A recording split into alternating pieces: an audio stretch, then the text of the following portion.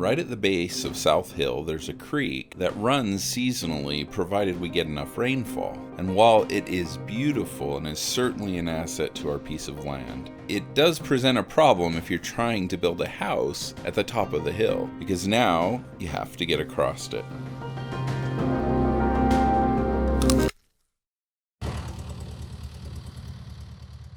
The county road crosses over the creek in one spot. I went down there and checked that out, and they have two 36-inch culverts that are about 20 feet long that they used for the creek crossing. And so that's what I decided we would use for ours. And it just so happens that we had on our property two 36-inch culverts that are 15 feet long. And there is one other 36-inch culvert that is 10 feet long. Now these culverts are solid, half-inch thick steel, massively heavy, and they would last a lifetime or two.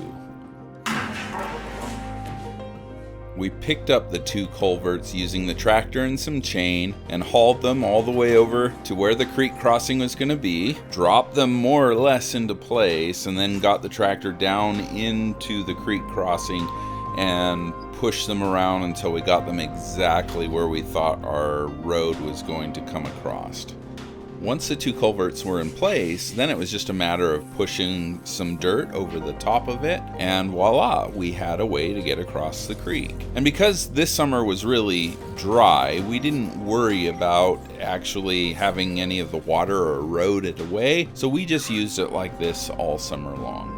Eventually we found out that the county was going to require a 20-foot crossing just like they have on the main road, and so we thought, hey, we'll just cut this 10-foot pipe in half to two 5-foot sections, take them over, set them in place, and then weld them to the ends of the other culvert pipes. That certainly seemed the most economical solution. And so that's what we went with. Travis knows all about it, so he got out there with the cutting torch and we started cutting away. Once it was cut, we drug those pieces over and set them in place. Now, setting them in place, it wasn't as easy as I expected it to be in my head, but we were eventually able to just, hey, look, as long as the water flows downhill, so we threw a level on it, we could see, oh, the bubble shows that it's going downhill. We've done it right, that's good enough. And so, yeah, that project got done. It was a really dry winter again, and we knew that the creek was not likely to flow again this year. So we just kind of left the crossing alone up until the point where the professional road builders were going to be coming in and doing their work. We knew that right on their heels would be the county inspectors. And so it became a fast priority for us to completely finish the road, that creek crossing, so that there was nothing for the inspector to complain about that might prevent him from signing off on our road. So my dad, and I will say at some point, I think all of us in the family were there at some point helping out. My dad, Justin, Travis, myself, Dale. We were all there at some point working on the road, digging it out with the tractor around the edges. We had to actually dig back some of the crossings so that we could prepare for the concrete. So we dug all that back, got it all cleared out, and lay brick, the interlocking block on both sides, and then back that up in the center where the tubes are. We put plywood in front of it and prepped it for concrete so that we could pour a bunch of concrete in to make sure that when we do eventually get rainfall, and even if it's heavy rainfall, it's not going to wash our bridge out that we just finished creating.